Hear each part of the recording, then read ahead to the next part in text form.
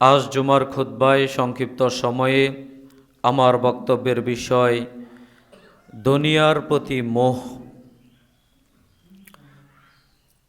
বিষয়টি আপনার আমার জন্য অত্যন্ত গুরুত্বপূর্ণ একটা বিষয়, কেননা বর্তমান মানুষ এত বেশি দুনিয়া লোভী, এত বেশি দুনিয়াকে প্রাধান্য দিয়ে চলে, তার বলার অপেক্ষা রাখে না। পরকালমুখী মানুষ পরকালকে নিয়ে চিন্তা ভাবনা করে, পরকালকে প্রাধান্য দিয়ে চলে, এরকম মানুষ হাতে গোনা যাবে। কথা বুঝাতে পারলাম? যাদের একমাত্র টার্গেট, একমাত্র লক্ষ্য, একমাত্র উদ্দেশ্য হচ্ছে পরকাল, এই রকম মানুষের সংখ্যা হাতে গোনা কয়েকজন পাওয়া যাবে। কিন্তু মেজর একেবারে অধিকাংশ মানুষেরই চিন্তা ভাবনা, মাইন্ডসেট আপ এরকম যে সব সময় দুনিয়া কিভাবে সুন্দর করা যায়, দুনিয়াকে কিভাবে একটু আরামায়েশে থাকা যায়, দুনিয়াকে এতটাই তারা প্রাধান্য দিয়ে চলে, তারা পরকালকে একেবারে ভুলতে বসেছে। মানুষ বলতেই এখন এরকম, মানুষ জানে যে কোনটা হক কোনটা বাতিল, এরপরেও বাতিলের পিছনেই দৌড়ায় না ভাই? মানুষ জানে, মানুষ বুঝে যে কোন দল হক কোন দল বাতিল, এরপরও হকের দিকে না গিয়ে বাতিলের দিকেই অগ্রসর হয়। মানুষ জানে যে এটা হালাল, মানুষ জানে এটা হারাম, এরপরও হালালের দিকে না গিয়ে হারামের দিকেই ধাবিত হয়। আপনার আমার দুনিয়াবি চিন্তা ভাবনা এত বেশি, সব সময় মাথার মধ্যে এই টেনশনই থাকে, এই চিন্তা ভাবনা নিয়েই থাকি যে এইটা করলে দুনিয়ার কি ফায়দা পাওয়া যাবে, এইটা করলে দুনিয়ার কি ফায়দা পাওয়া যাবে, এই কাজ করলে দুনিয়ার কি ফায়দা পাওয়া যাবে। সব সময় যদি বলি 24 ঘন্টা থেকে 24 ঘন্টাই মানুষ দুনিয়াকে প্রাধান্য দিয়ে চলে। ঘুমানোর আগে হিসাব কষে যে এই কাজ করতে পারলাম না, মনে হয় লস হয়ে গেল, দুনিয়াবি এই কাজগুলো করতে পারলে মনে হয় দুনিয়াবি জীবনে একটু লাভ হতে পারতো। মানুষ এই চিন্তা নিয়ে ঘুমায় না, আরে আজকে রাতে ঘুমের মধ্যে যদি আমার মৃত্যু হয়। কথা বুঝেন? মানুষ সব সময় পরকালমুখী জীবন যাপন না করে দুনিয়ামুখী জীবন যাপন, এই দিকেই মানুষ ভোগবিলাসের দিকে ধাবিত হয়, যেটা মানুষকে পরকাল থেকে বহু বহু বহু গুণ দূরে ঠেলে দিচ্ছে। আল্লাহ সুবহানাহু ওয়া তাআলা পবিত্র কোরআনুল কারীমের সূরা আলার 16 এবং 17 নম্বর আয়াতে তিনি বলছেন, বাল তুহসিরুনাল হায়াতাদ দুনিয়া ওয়াল আখিরাতু খায়রু ওয়া আবকা। আরে তোমরা দুনিয়ার জীবনকে প্রাধান্য দিলে, অথচ দুনিয়ার চেয়ে পরকালে একটা জীবন আছে যেটা অনেক অনেক অনেক দামি ও স্থায়ী। দুনিয়ার চেয়ে পরকালে একটা জীবন আছে যেটা অনেক অনেক অনেক উন্নত মানের এবং স্থায়ী। ছোট্ট ছোট্ট দুইটা আয়াত কয়েকটা অর্থ বহন করে। এক, দুনিয়া হচ্ছে অস্থায়ী। দুই, পরকাল হচ্ছে স্থায়ী। তিন, দুনিয়ার চেয়ে পরকাল অনেক অনেক অনেক উত্তম ও শ্রেষ্ঠ। সুবহানাল্লাহ।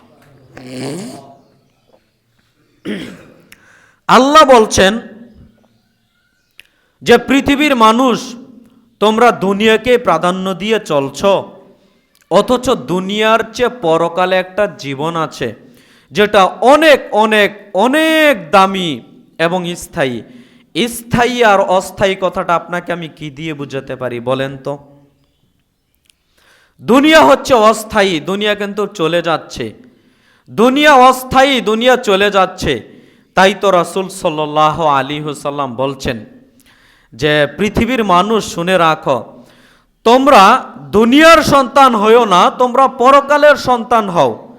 তোমরা দুনিয়ার সন্তান হও না, তোমরা পরকালের সন্তান হও।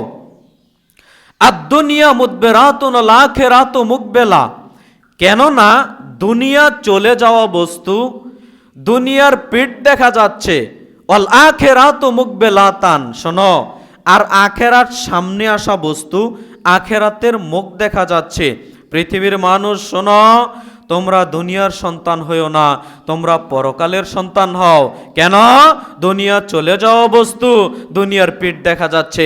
অল আখিরাতু মুকবেলাতান, আর আখেরাত সামনে আসা বস্তু, আখেরাতের মুখ দেখা যাচ্ছে। আপনার আমার কাছ থেকে যদি কোনো মানুষ চলে যায়, তার কি দেখা যায়? পিঠ দেখা যায়। নবী সাল্লাল্লাহু আলাইহি সাল্লাম বলছেন, দুনিয়া চলে যাওয়া বস্তু, তার পিঠ দেখা যায়। আর আখেরাত সামনে আসা বস্তু, কোনো মানুষ যদি সামনের দিকে অগ্রসর হয়, আপনার আমার দিকে চলে আসে, অগ্রসর হয়, তাহলে তার মুখ দেখা যায়। নবী সাল্লাল্লাহু আলাইহি সাল্লাম বলছেন, আখেরাত সামনে আসা বস্তু, অতএব তোমরা আখেরাতকে প্রাধান্য দাও, আখেরাতের সন্তান হও, দুনিয়ারকে প্রাধান্য দিও না, দুনিয়ার সন্তান হইও না। কথা বুঝাতে পারলাম? অথচ আপনি আমি যেন দুনিয়াকেই কামড় মেরে বসে থাকি, শুধু দুনিয়ার দুনিয়া, শুধু দুনিয়ার দুনিয়া। কি করলে পরকালের জন্য উপকার হবে? তাসবিহ তাহলিল জিকির আজকার সালাত ইবাদত বান্দিগি দান সাদাকা থেকে শুরু করে নেকের কাজগুলো করলে, সওয়াবের কাজগুলো করলে, পুণ্যের কাজগুলো করলে যে পরকালের জন্য ভালো হচ্ছে, এইটা কয়জন মানুষ বা বুঝি, কয়জন মানুষ বা উপলব্ধি করি? মানুষ তো দুনিয়াকেই সবসময় প্রাধান্য দিয়ে চলছে, অথচ দুনিয়া চলে যাওয়া বস্তু, দুনিয়াকে ধরে আপনি রাখতে পারবেন না। দুনিয়াকে কি ধরে রাখা যাবে? না, দুনিয়াকে আপনি ধরে রাখতে পারবেন না। এটা অস্থায়ী, এটা চলেই যাবে। আর আখেরাত স্থায়ী। যদি একবার আপনি জান্নাতে চলে যান, আর কোনোদিন জান্নাতের নাজ নিয়ামত শেষ হবে না। সুবহানাল্লাহ। আর কোনোদিন নাজ নিয়ামত শেষ হয়ে যাবে না। তাই তো রাসূল সাল্লাল্লাহু আলাইহি সাল্লাম তিনি হাদিসের মধ্যে বলছেন যে কিয়ামত, আল্লাহ সুবহানাহু ওয়া তাআলা যখন জান্নাতীদের বিচার ফয়সালা শেষ করে দিবেন, সহিহ মুসলিমের বর্ণনা এসেছে, নবী সাল্লাল্লাহু আলাইহি সাল্লাম বলছেন, যখন আল্লাহ তাআলা কিয়ামতের মাঠে বিচার ফয়সালা শেষ করে দিবেন, যারা জান্নাতে যাওয়ার তারা জান্নাতে চলে যাবে, যারা জাহান্নামে যাওয়ার জাহান্নামে চলে যাবে।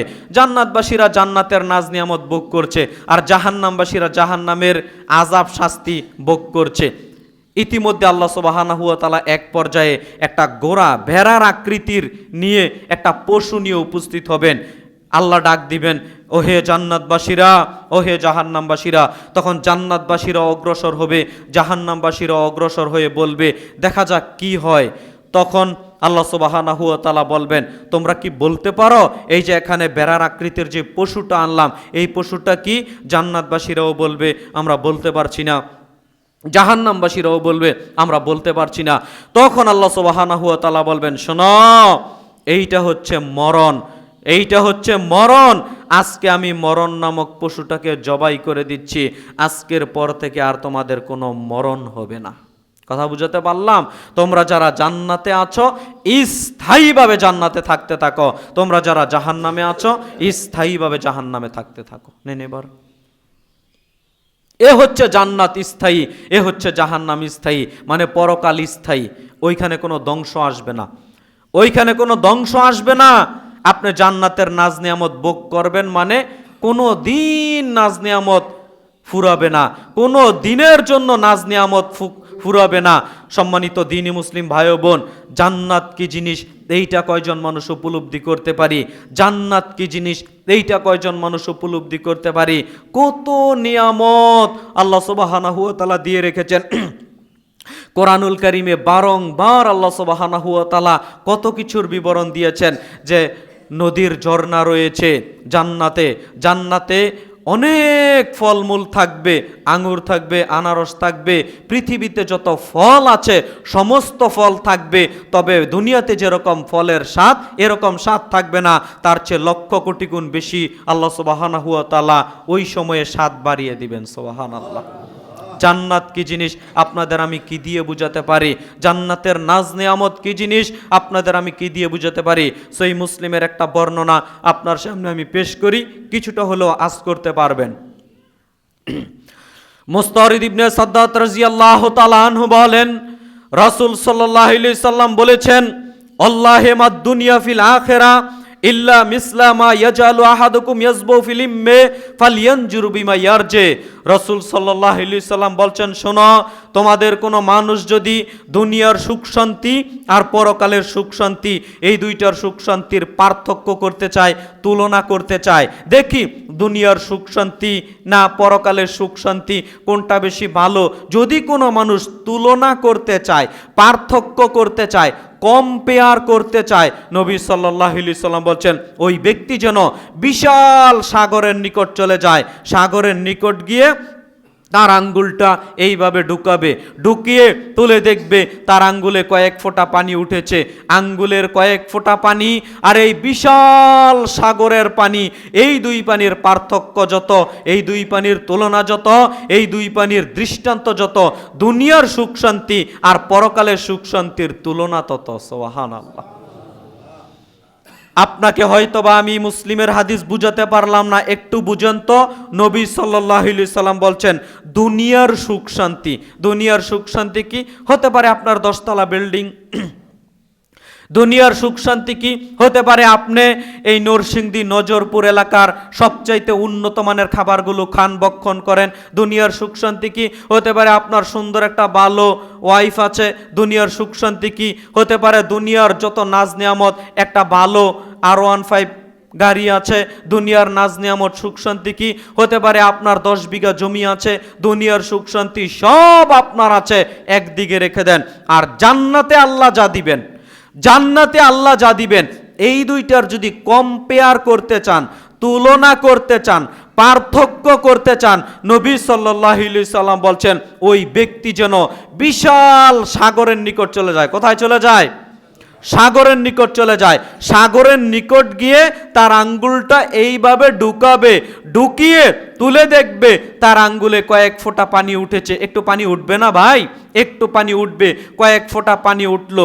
নবী সাল্লাল্লাহু আলাইহি সাল্লাম বলছেন এই আঙ্গুলের কয়েক ফোঁটা পানি আর এই বিশাল সাগরের পানি, আঙ্গুলের কয়েক ফোঁটা পানি আর বিশাল সাগরের পানি, এই দুই পানির পার্থক্য যত, এই দুই পানির তুলনা যত, এই দুই পানির দৃষ্টান্ত যত, দুনিয়ার সুখ শান্তি হচ্ছে আঙ্গুলের কয়েক ফোঁটা পানি আর পরকাল হচ্ছে বিশাল সাগরের সমতুল্য।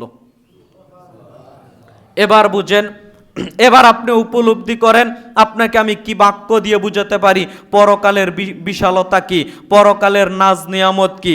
আরে ভাই এত কিছু লাগবে না, একটা গ্লাসের ভিতর 1 গ্লাস পানি নেন, এরপরে আমি আমার আঙ্গুলটা ঢুকালাম, ঢুকিয়ে তুলে যদি দেখি আঙ্গুলের কয়েক ফোঁটা পানি আর 1 গ্লাস পানি, এই দুই পানির যদি কম্পেয়ার করি, পার্থক্য করি, পার্থক্য হয়? কত লক্ষ গুণ বেশি পানি হবে না একটা গ্লাসের পানি?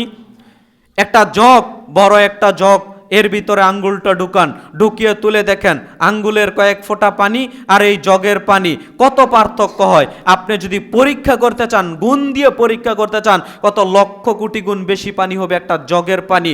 নবী সাল্লাল্লাহু আলাইহি সাল্লাম গ্লাসের কথা বললেন না, জগের কথা বললেন না, পুকুরের কথা বললেন না, নদীর কথা বললেন না। নবী সাল্লাল্লাহু আলাইহি সাল্লাম বলছেন একটা সাগরের নিকট চলে যাবে। আল্লাহে মাদ দুনিয়া ফিল আখিরা ইল্লা মিসলা মা ইয়াজালু আহাদুকুম ইয়াজবু ফিল ইম্মে ফালয়ানজুর বিমা ইয়ারজে।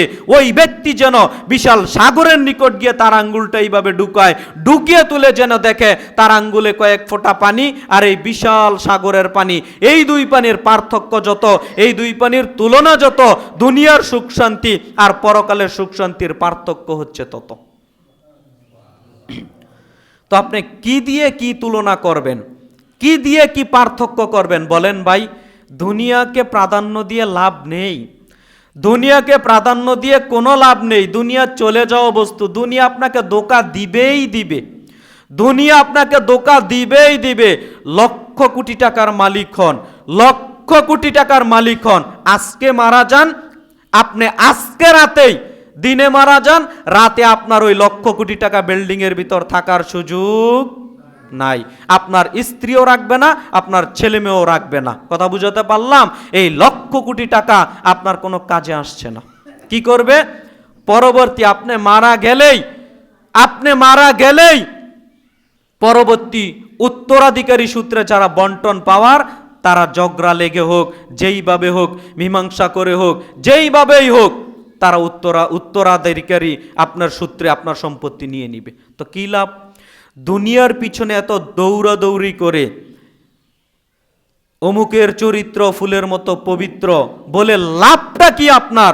অমুক নেতার পিছনে দৌড়াচ্ছেন, তমুক নেতার পিছনে দৌড়াচ্ছেন, লাভটা কি আমাকে বুঝান, আমাকে একটু বুঝান। আপনি তো বুঝেন যে এইটা ভালো এইটা খারাপ, আমাকে বুঝানো লাগবে না যে এটা ভালো এটা খারাপ, আপনিই বুঝেন। কেন? আল্লাহ আপনাকে জ্ঞান বুদ্ধি দিয়ে তো সৃষ্টি করেছেন। আপনি তো আর পাগল নন। আপনি যদি পাগল হতেন তাহলে আল্লাহ বিচার ফয়সালা করতেন না, আপনার জন্য মাফ করে দিতেন। আপনি তো সুস্থ ব্রেনের অধিকারী, আপনি তো বুঝেন যে এইটা ভালো এইটা খারাপ, এইটা ভালো এইটা খারাপ। আপনাকে কেন আমাকে বুঝানো লাগবে? আপনি কেন ভালোটা রেখে খারাপটার পিছনে দৌড়াচ্ছেন? কেন ভালোটা রেখে খারাপটার পিছনে দৌড়াচ্ছেন? জবাব আমাকে দিতে হবে না, জবাব আপনাকেই দিতে হবে। সম্মানিত দ্বীনি মুসলিম ভাই ও বোন, দুনিয়ার একটু স্বার্থ হাসিলের জন্য, দুনিয়ার একটু স্বার্থ হাসিলের জন্য আমরা যা করি, যেই নেতার বিরুদ্ধে, যেই নেতার পক্ষে কথা বলছি, ওই নেতার চরিত্র আপনিও জানেন। যেই নেতার পক্ষে স্লোগান দিচ্ছি, ওই নেতার আখলাক কি, আদব কি, নেচার কি, চরিত্র কি, এটা আপনিই ভালো বুঝেন, আমাকে বুঝানো লাগবে না।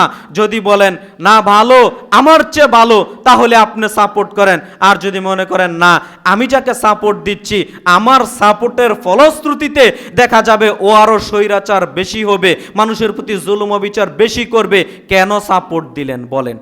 সাপোর্ট দিলেন কেন? এর জবাব আমাকে দিতে হবে না, এর জবাব আপনাকেই দিতে হবে। সতর্ক, সাবধান হন, নিজেকে নিয়ন্ত্রণে করেন, নিয়ন্ত্রণে রাখেন। মানুষের প্রতি জুলুম করে, অবিচার করে, চাঁদাবাজি করে, মানুষের প্রতি জুলুম করে, অত্যাচার করে পরকাল ধ্বংস করিয়েন না ভাই। মানুষের প্রতি জোর জুলুম করে, জেল হাজতে ভরে, মানুষের জমি দখল করে, অন্যায় অবিচার করে, অথচ পরকাল হারায়েন না ভাই। আপনার কাছে আমি বিনীতভাবে অনুরোধ করলাম, পরকালকে প্রাধান্য দেন, দুনিয়াকে প্রাধান্য দিয়েন না। আপনাকে আমি কি দিয়ে যে বুঝাই? আল্লাহ তো কোরআনুল কারীমের সূরা বাকারার 86 নম্বর আয়াতে আল্লাহ বলছেন, উলাইকাল্লাযিনা ইশতারাউল হায়াতাদ দুনিয়া বিল আখিরা ফালা ইউখাফফাফু আনহুমুল আযাব ওয়ালা হুম ইয়ানসারুন। আল্লাহ সুবহানাহু ওয়া তাআলা বলছেন, তোমরা পরকালের বিনিময়ে দুনিয়ার জীবনকে কিনে নিও না।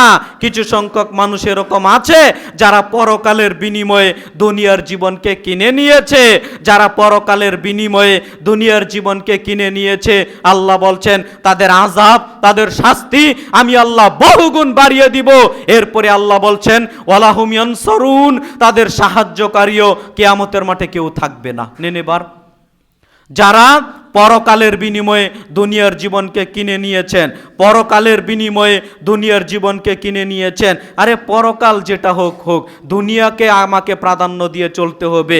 যদি সমস্যা হয় পরকালে এর জন্য ক্ষতিগ্রস্ত হচ্ছি হোক, কিন্তু দুনিয়াকে প্রাধান্য দিয়ে চলছি। যারা দুনিয়াকে প্রাধান্য দিয়ে চলেন, যারা দুনিয়াকে প্রায়োরিটি দিয়ে চলেন, তাদের ব্যাপারে আল্লাহ তাআলা বলছেন, শোনো, তাদের আযাব, তাদের শাস্তি আমি আল্লাহ দ্বিগুণ বহুগুণ করে দিব। এরপরে আল্লাহ বলছেন ওয়ালা হুম ইয়ানসারুন, তাদের সাহায্যকারীও কিয়ামতের মাঠে কেউ থাকবে না। সম্মানিত জুমা সালাতের মুসল্লিবৃন্দ, আপনাদের আমি এই বাক্য, আল্লাহর এই বলা কথা কি দিয়ে বুঝাতে পারি? যারা পরকালের বিনিময়ে দুনিয়ার জীবনকে কিনে নিবে, যারা পরকালের বিনিময়ে দুনিয়ার জীবনকে কিনে নিবে, তাদের আযাব আল্লাহ বহুগুণ কিয়ামতের মাঠে বাড়িয়ে দিবেন। ভাবতে পারলেন? অন্য অন্য মানুষ যারা জাহান্নামে যাবে তাদের চেয়ে অনেক গুণ বেশি শাস্তি আল্লাহ তাদেরকে দিয়ে দিবেন। যারা দুনিয়াকে প্রাধান্য দিয়ে চলবে, যারা দুনিয়াকে প্রাধান্য দিয়ে চলবে, তাদের আযাব, তাদের শাস্তি আল্লাহ তাআলা বহুগুণ বাড়িয়ে দিবেন। এবং সাহায্যকারীও কিয়ামতের মাঠে কাউকে পাবেন না। দুনিয়াতে আপনি বিপদে পড়েছেন, একজন না একজন আগিয়ে আসে সাহায্য করার জন্য, আসে না ভাই? কেউ না কেউ আসে, আপনি বিপদে পড়েছেন, একজন না একজনকে আপনি পেয়ে যাচ্ছেন, যে হয়তো আপনার আত্মীয় স্বজন, নয়তো আপনার বন্ধু বান্ধব, নয়তো আপনার গ্রামবাসী এলাকাবাসী, নয়তো পরপড়শি, তারা আপনার আগিয়ে আসে হেল্প করার জন্য, সাহায্য করার জন্য। কিন্তু কিয়ামতের মাঠে যদি বিপদে পড়েন, কেউ কি সাহায্য করবে? অসম্ভব ব্যাপার। যেখানে আল্লাহ তাআলা বলছেন মা পালিয়ে যাবে ছেলে সন্তান থেকে, স্ত্রী পুত্র পালিয়ে যাবে ছেলে সন্তান থেকে, ওইখানে আপনাকে কে সাহায্য করবে বলেন তো? কে সাহায্য করবে? আর আমাদের নেচার এরকম, আমাদের চরিত্র এরকম, আমরা বন্ধু নির্বাচন করি, একটাও ভালো বন্ধু নির্বাচন করতে পারি না, একটাও ভালো বন্ধু নির্বাচন করতে পারি না। তাই তো আল্লাহ সুবহানাহু ওয়া তাআলা বলছেন, কাল কিয়ামতের দিন এক শ্রেণীর মানুষেরা তাদের আঙ্গুলগুলো কামড়াতে কামড়াতে উঠবে কিয়ামতের মাঠে। কথা বুঝছেন? আল্লাহ তাআলা বলছেন যে কিয়ামতের মাঠে কিছু সংখ্যক মানুষেরা তাদের আঙ্গুলগুলো কামড়াতে কামড়াতে উঠবে আর বলবে, হায় আফসোস, কেন আমরা দুনিয়াতে তাকে বন্ধুরূপে গ্রহণ করলাম। তাকে যদি দুনিয়াতে বন্ধুরূপে গ্রহণ না করতাম, তাহলে আমাদের আজকেই আফসোস করা লাগতো না। কেন বন্ধুরূপে গ্রহণ করলাম? জানেন তার চরিত্র খারাপ, জানেন তার চরিত্র একেবারে নিম্ন পর্যায়ের, এরপরও বন্ধুরূপে গ্রহণ করলেন। কেন বন্ধুরূপে গ্রহণ করলেন? কেন বন্ধুরূপে গ্রহণ করলেন? বন্ধুরূপে গ্রহণ করলেন মানে কিয়ামতের মাঠে নিজের আঙ্গুলগুলো কামড়াতে কামড়াতে আল্লাহর দরবারে উঠতে হবে, আর আফসোস করে বলতে হবে, হায় আফসোস, কেন তাকে দুনিয়াতে বন্ধুরূপে গ্রহণ করলাম। তো ওই দিন কি আফসোস করে কোনো লাভ হবে ভাই? এক পয়সা উপকার হবে না, এক পয়সা উপকার হবে না। নবী সাল্লাল্লাহু আলাইহি সাল্লাম বলছেন, ইন্নামা মাসালুল জালিসিস সালেহ ওয়াল জালিসিস সু কাহামিলিল মিসকি ওয়া নাফিকিল কিরে। তিনি বলছেন ভালো বন্ধুর উদাহরণ হচ্ছে আতর বিক্রেতার ন্যায়, আর খারাপ বন্ধুর উদাহরণ হচ্ছে কামারের ন্যায়। নবী সাল্লাল্লাহু আলাইহি সাল্লাম উদাহরণ দিয়ে বলছেন না, আমার ছেলে যেই বন্ধুর সাথে চলে, আমার ছেলে ভালো, আমার ছেলের বন্ধু খারাপ। আপনি এই কথা বলছেন না? আপনি বলছেন না না না, আমার ছেলে বিড়ি সিগারেট কিছু খায় না, কিন্তু আমার ছেলে যেই বন্ধুর সাথে চলে তারা দুনিয়ার বদ, তারা বিড়ি সিগারেট তামাক সব খায়, আমার ছেলে খায় না। আপনি সাধু সাচ্ছেন না? মনে রেখে দেন, এটা আমার বলা কথা নয়, সহিহ বুখারীর হাদিস। তিনি বলছেন, নবী সাল্লাল্লাহু আলাইহি সাল্লাম বলেছেন, ইন্নামা মাসালুল জালিসিস সালেহ অল জালিসিস সু কাহামিলিল মিসকি ওয়া নাফিকিল কিরে। ভালো বন্ধুর উদাহরণ হচ্ছে আতরের ন্যায়। আতরের ন্যায় মানে নবী সাল্লাল্লাহু আলাইহি সাল্লাম দৃষ্টান্ত দিয়ে বলছেন, আপনার বন্ধু যদি আতর বিক্রেতা হয়, আপনার বন্ধু যদি আতর বিক্রেতা হয়, তার সাথে যখন আপনি ওঠা বসা করবেন, আতরের যে একটা সুঘ্রাণ, ওই ঘ্রাণটা কি আপনার মাঝে আসবে না? অটোমেটিক আসবে।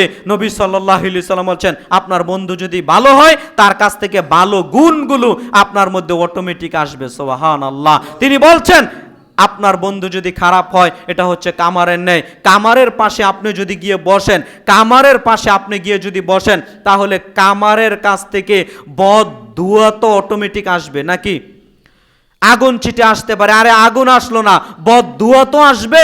নবী সাল্লাল্লাহু আলাইহি সাল্লাম উদাহরণ দিয়ে বলছেন, আপনার বন্ধু যদি খারাপ হয়, তার কাছ থেকে বদ স্বভাবগুলো, বদ নীতিগুলো অটোমেটিক দেখবেন আপনার মধ্যে আসতে শুরু করেছে। অতএব প্রিয় ভাইয়েরা আমার, মুরব্বিয়ানে কেরাম, আপনার ছেলের বন্ধু যদি ভালো হয়, আপনার ছেলে ভালো। আপনার ছেলের বন্ধু যদি খারাপ হয়, আপনার ছেলেও খারাপ। আপনার বন্ধু ভালো, আপনি ভালো। আপনার বন্ধু খারাপ, আপনিও খারাপ। সম্মানিত দ্বীনি মুসলিম ভাই বোন, বন্ধু নির্বাচন দেখেন, একটা ছেলে 10-20টা 50টা বন্ধুকে নিয়ে চলে, 50টা বন্ধুর মধ্যে একটা বন্ধুও সালাত আদায় করে না। বলেন আপনার সন্তান কি করে নামাজি হবে? বলেন আপনি, কথা কি বুঝেন? আপনার সন্তান যেই ছেলেদের সাথে ওঠা বসা করে, 50টা বন্ধুর সাথে ওঠা বসা করে, একটা বন্ধুও সালাত আদায় করে না, আপনার ছেলে কি করে নামাজি হবে? আপনি বলেন। সম্মানিত দ্বীনি মুসলিম ভাই বোন, অতএব সতর্ক সাবধান হওয়ার চেষ্টা করবেন। আমি বিনীতভাবে অনুরোধ করছি, আপনি পরকালে আফসোস করে কোনো লাভ হবে না ভাই। পরকালে আফসোস করে কোনো লাভ হবে না। আল্লাহ সুবহানাহু ওয়া তাআলা তাই তো পবিত্র কোরআনুল কারীমের সূরা নাবার একেবারে সর্বশেষ আয়াতে আল্লাহ সুবহানাহু ওয়া তাআলা বলছেন, ওয়াকুলুল কাফির ইয়া লাইতানি কুনতু তুরাবা, কিয়ামতের মাঠে এক শ্রেণীর মানুষেরা আফসোস করে বলবে, হায় আফসোস আজকে যদি আমরা মাটি হয়ে যেতাম, হায় আফসোস আজকে যদি আমরা মাটি হয়ে যেতাম। এক মিনিট আমার দিকে লক্ষ্য করেন, এ আয়াতের তাফসিরে এসেছে সম্মানিত দ্বীনি মুসলিম ভাই বোন বিশুদ্ধ বর্ণনায়, কিয়ামতের মাঠে আল্লাহ সুবহানাহু ওয়া তাআলা সব কিছুর বিচার করবেন, বিচার ফায়সালা করবেন। একেবারে মানুষের তো বিচার করবেন, পশু পাখিরও বিচার করবেন, পশু প্রাণীরও বিচার করবেন। নবী সাল্লাল্লাহু আলাইহি সাল্লাম উদাহরণ দিয়ে বলছেন, শোনো, একটা শিংওয়ালা ছাগলে যদি একটা অশিংওয়ালা ছাগলকে দুনিয়াতে গুতা মারে, বুঝেন কথা, একটা শিংওয়ালা ছাগলে যদি অশিংওয়ালা ছাগলকে গুতা মেরে থাকে দুনিয়াতে, কিয়ামতের মাঠে তার থেকে শিংটা নিয়ে আল্লাহ তাকে দিবেন, তার কাছ থেকে আর শিং দিবেন না, শিংটা ওয়াশিংওয়ালা ছাগলকে দিবেন, দিয়ে বলবেন দুনিয়াতে গুতা মেরেছ, আজ কিয়ামতের দিন আজ তুমি গুতা মেরে পরিশোধ করে দাও, আজ কিয়ামতের দিন বিচারের দিন, আজ তুমি গুতা মেরে পরিশোধ করে দাও। তখন ওই শিংওয়ালা ছাগলের কাছ থেকে শিংটা নিয়ে যখন অশিংওয়ালা ছাগলকে দিবেন, অশিংওয়ালা ছাগল এখন শিং হয়ে গেছে, তার এখন শিং নেই, তখন এই ছাগলটা তাকে গুতা মেরে পরিশোধ করে দিবে। বিচার সমান সমান, কথা বুঝেন? বিচার সমান সমান, কারো প্রতি জুলুম চলবে না, অবিচার চলবে না। দুনিয়াতে আপনি মাজলুম, আপনার নেতা আপনার প্রতি জুলুম করছে না, ধৈর্য ধরেন, মরলেই বিচার শুরু হয়ে যাবে আপনার নেতার, মরলেই বিচার শুরু হয়ে যাবে আপনার নেতার। জুলুম করছে, জুলুমের বিচার অবশ্যই অবশ্যই দুনিয়াতেও ভোগ করতে হবে, পরকালেও ভোগ করতে হবে। সম্মানিত দ্বীনি মুসলিম ভাই বোন, দেখেন দুনিয়াতে যদি একটা শিংওয়ালা ছাগল অশিংওয়ালা ছাগলকে গুতা মেরে নিয়ে তাকে দিবেন এবং ও গুতা মেরে সমান সমান পরিশোধ করে দিবেন। এরপরের ঘটনা বলি, এরপরে আল্লাহ তাআলা বলবেন, তোমরা এখন মাটির সাথে মিশে যাও, কেননা পশু প্রাণীর জন্য জান্নাত জাহান্নাম নেই, পশু প্রাণীর জন্য জান্নাত জাহান্নাম নেই, তারা আবার মাটির সাথে মিশে যাবে। এই দৃশ্যটা ঘটবে মানুষের সামনে কিয়ামতের মাঠে, এই দৃশ্যটা ঘটবে কাফের বেঈমান মুশরিকদের সামনে কিয়ামতের মাঠে। এই দৃশ্যটা যখন দেখবেন তখন কাফের বেঈমান মুশরিক মুনাফিক তারা আফসোস করে আল্লাহকে বলবে, ইয়া ওয়াইলাতা লাইতানি, তখন কিয়ামতের মাঠে আফসোস করে বলবে, হায় আফসোস, হায় আফসোস, আজকে যদি আমরা মাটি হয়ে যেতাম, আল্লাহ যদি আমাদের পশু প্রাণীর ন্যায় মাটির সাথে মিশিয়ে দিতেন। হায় আফসোস, আজকে যদি আমরা মাটি হয়ে যেতাম, পশু প্রাণীর ন্যায় আল্লাহ মাটির সাথে মিশিয়ে দিতেন, কতই না ভালো হতো। হায় আফসোস, আজকে যদি আল্লাহ আমাদের মাটির সাথে মিশিয়ে দিতেন, কতই না ভালো হতো। আপনাকে আমি কি দিয়ে বুঝাতে পারি? মানুষ বলবে আফসোস, আজকে যদি আল্লাহ মাটির সাথে মিশিয়ে দিতেন। মানুষে বলবে আফসোস, আজকে যদি আমরা পশু প্রাণী হয়ে যেতাম। মানুষে বলবে কাফের বেঈমান মুনাফিক মুশরিক যদি যারা বদ আমল করেছে, যারা দুনিয়াকে প্রাধান্য দিয়ে চলেছে, যারা জাহান্নামে যাবে, ওই মানুষগুলোর আর্তনাদ, ওই মানুষগুলো ওই মুহূর্তে আফসোস করে বলবে। সূরা নাবার 40 নম্বর আয়াতে আল্লাহ তাআলা বলছেন, সম্মানিত দ্বীনি মুসলিম ভাই বোন, তো পরকালে ওই মুহূর্তে কিয়ামতের মাঠে আফসোস করে কি ভাই কোনো লাভ হবে? বিন্দু মাত্র লাভ হবে না। আজকে আফসোস করেন, আজকে সংশোধন হন, তাহলে লাভ আছে না নেই? অবশ্যই লাভ আছে। কিন্তু আমরা হতভাগা মানুষ, দুনিয়াতে আফসোস করব না, দুনিয়াতে পরকালের দিকে অগ্রসর হব না। পরকালে কি করে আরামায়েশে থাকা যাবে, কি করে জান্নাত অর্জন করতে পারবো, ওই টার্গেট নিয়ে দুনিয়াতে চলি না, ইবাদত বান্দিগি করি না। সম্মানিত দ্বীনি মুসলিম ভাই বোন, যা মারাত্মক ভুল হচ্ছে, আপনাদের আমি কি দিয়ে বুঝাতে পারি? পরকালে আর্তনাদ করতে হবে, পরকালে আফসোস করতে হবে, যে আফসোস করে কোনো লাভ হবে না। এক শ্রেণীর মানুষ তারা মরণের সময় আফসোস করবে। আপনি খোলেন পবিত্র কোরআনুল কারীমের সূরা মুমিনুন আয়াত নাম্বার 99, আয়াত নাম্বার 100, এসব আয়াত খোলেন, এসব আয়াতের তাফসীরগুলো খোলেন। আল্লাহ বলছেন, আল্লাহ সুবহানাহু ওয়া তাআলা বলছেন, হাত্তা ইজা জাআ আহাদাহুমুল মাউত ক্বালা রব্বি রব্বিরজিউন লাআল্লি আমালু সলিহান ফিমা তারাকতু।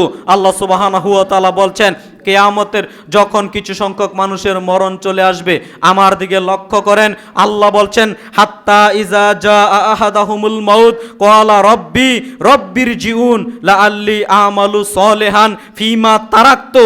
যখন কিছু সংখ্যক মানুষের মরণ চলে আসবে, তখন তারা বলবে, আল্লাহ আর একটু সময় দিবা, আল্লাহ আল্লাহ এখন তুমি আমাদের মরণ দিও না, আল্লাহ আল্লাহ এখন তুমি আমাদের মরণ দিও না, আল্লাহ আর একটু সময় আল্লাহ দিবা, আল্লাহ। তখন আল্লাহ বলবেন, কাল্লা, কখনো নহে, অসম্ভব, তোমাকে ইতিপূর্বে অনেক সময় দেওয়া হয়েছিল, এখন আর তোমাকে একটুও বিন্দু মাত্র তোমাদের আর সময় দেওয়া হবে না, তোমাকে ইতিপূর্বে অনেক অনেক অনেক সময় দেওয়া হয়েছিল, শুনে রেখে দাও, তোমাকে যদি এখনো সময় দেই তাহলে তোমরা আবার পূর্বের ন্যায় হয়ে যাবে। কথা বুঝাতে পারলাম? এখনো যদি আবার সময় দেই তাহলে হয়তো কয়েকদিন ভালো থাকবে, আবার পূর্বের ন্যায় খারাপ হয়ে যাবে। অতএব সময় দিয়েও লাভ হবে না, এখন আর তোমাদের কোনো সময় দেওয়া হবে না, এখন তোমাদের সময় শেষ। মরণের সময় আল্লাহ বলবেন, তোমাদের এখন সময় শেষ। যখন মানুষরা আরো হায়াত প্রার্থনা করবে, আল্লাহ আর একটু বাঁচতে চাই, ওই মুহূর্তে কি আল্লাহ সময় দিবেন? ওই মুহূর্তে আল্লাহ সময় দিবেন না। ওই মুহূর্তে আল্লাহ সুবহানাহু ওয়া তাআলা আর সময় দিবেন না। এখন সবাই জীবিত আছি, আমার দিকে লক্ষ্য করেন, এখন সবাই আমরা জীবিত আছি। এখন যদি সংশোধন না হই, মরণের সময় যতই আফসোস করি, ওই আফসোসের কোনো লাভ থাকবে ভাই? একটুকুও লাভ হবে না। এই আয়াতগুলো যদি আপনাকে আমি বুঝাতে পারি তাহলে আমি মনে করব আমি সার্থক, আর যদি না বুঝেন তাহলে আমার কিছু করার নেই। আপনাদের আমি আপ্রাণ চেষ্টা করছি বোঝানোর জন্য। মরণের সময় এক শ্রেণীর মানুষেরা আফসোস করবে, ওই আফসোস করে বিন্দুমাত্র লাভ হবে না। যেই কথাটা আল্লাহ তাআলা কোরআনুল কারিমে বলে দিচ্ছেন, আপনি আমি যেন সতর্ক হই, আপনি আমি যেন সাবধান হই। কিন্তু হতভাগা মানুষ, এই যে কত ওয়াজ চলছে, কত নসিহত চলছে, খুতবার পরে খুতবা চলছে, কত খুতবায় আপনি পরিবর্তন হতে পারেন, আপনার মনটা বাড়ি খায় না ভালো হয়ে যাব, এরপরেও দেখবেন আসরের নামাজ পড়বেন না, এরপরেও দেখবেন মাগরিবের নামাজ পড়বেন না, এরপরেও এশার নামাজ পড়বেন না। তার মানে পূর্বের ন্যায় বহাল থাকবেন। আপনাকেই যদি মরণের সময় আপনি আফসোস করেন, আল্লাহ ওই কথাটা স্মরণ করিয়ে দিবে, শোনো তোমাকে যদি আরো সময় দেই তাহলেও তুমি পরিবর্তন হবে না। কেন? যারা পরিবর্তন হওয়ার কথা তারা পরিবর্তন ঠিকই হয়ে গেছে। কথা বুঝাতে পারলাম? যারা পরিবর্তন হওয়ার কথা তারা ঠিকই পরিবর্তন হয়ে গেছে। কাল বিলম্ব করা চলে না তওবার ক্ষেত্রে। কিছু সংখ্যক মানুষেরা কাল বিলম্ব করে, আরে সামনে রমজান মাস আসছে, রমজান থেকে ভালো হয়ে যাব, সামনের বছর হজ করে ভালো হয়ে যাব। এইগুলো হচ্ছে খারাপ মানুষের নীতি, এইগুলো হচ্ছে বদ শ্রেণীর মানুষের স্বভাব। এই মানুষগুলোর ভাগ্যে তাকদিরে সহজে তওবা জুটে না। আপনি যদি কোরআন মাজিদ পড়েন, জানেন, বুঝেন, তাহলে দেখবেন মূল কথাগুলো এরকমই। মানুষ সবাই ভালো হতে চায়। এখানে যারা উপস্থিত না, আমরা সবাই একেবারে মুত্তাকি হতে চাই, আল্লাহওয়ালা হতে চাই, পরহেজগার হতে চাই, সবাই হতে চাই। সবাই হতে চাই না ভাই?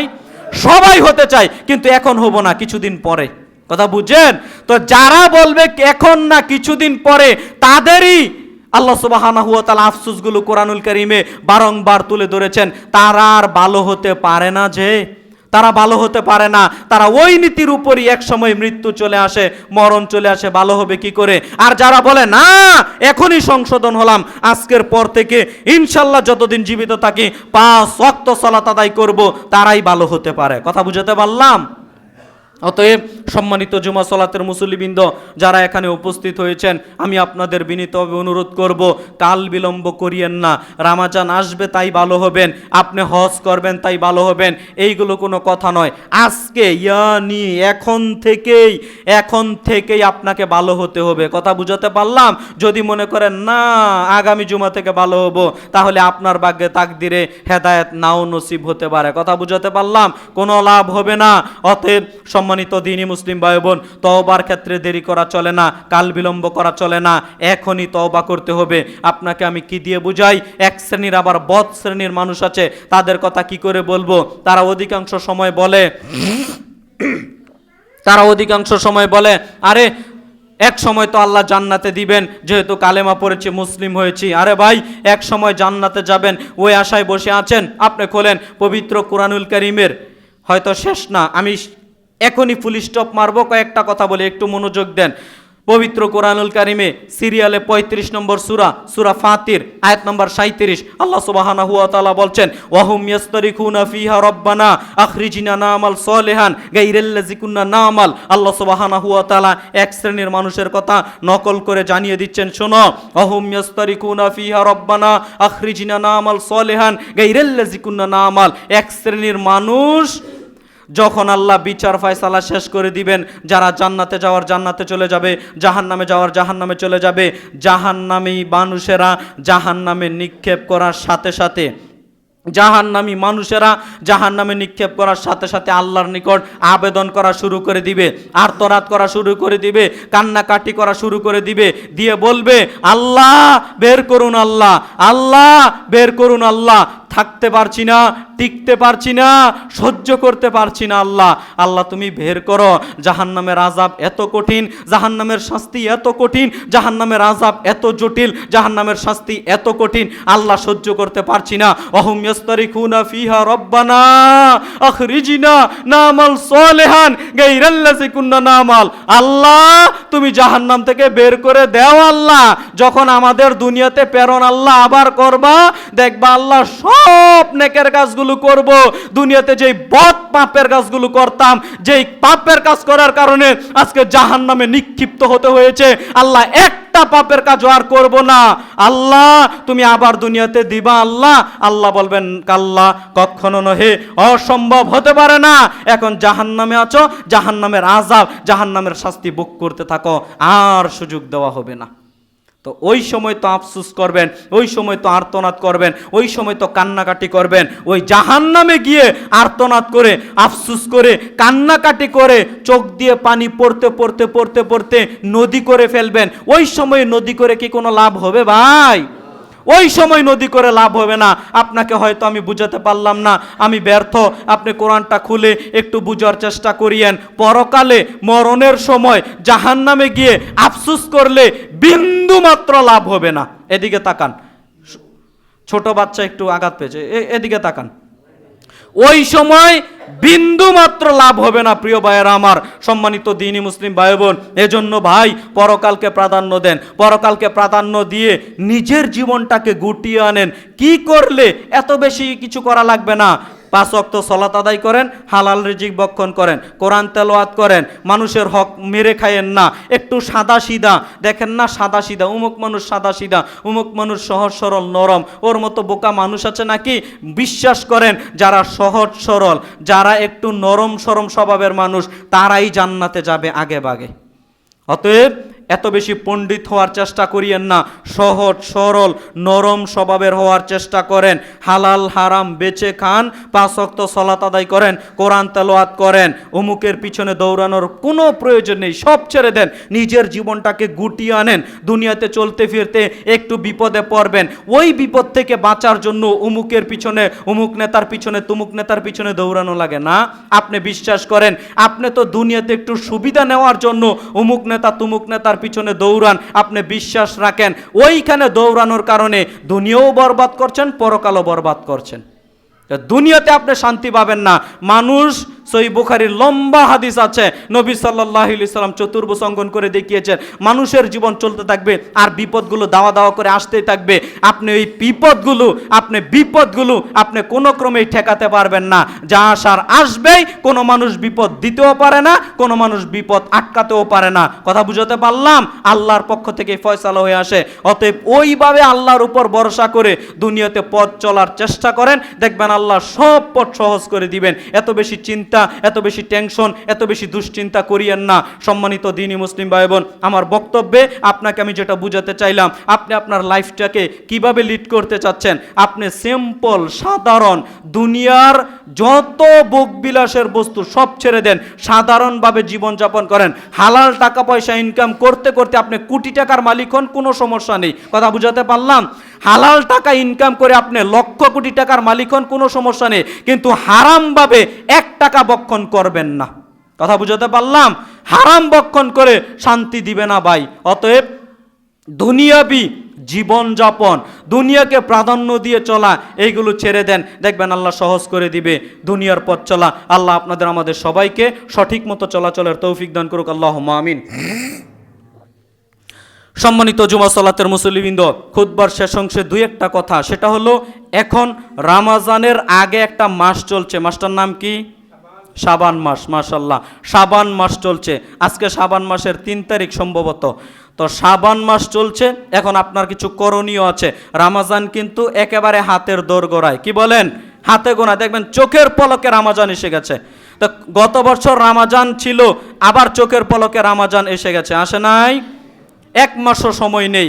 অতএব রমাজানকে কেন্দ্র করে একটু প্রস্তুতি নেন, মানসিকভাবে শারীরিকভাবে সর্ব অবস্থায় একটু প্রস্তুতি নেওয়ার চেষ্টা করেন।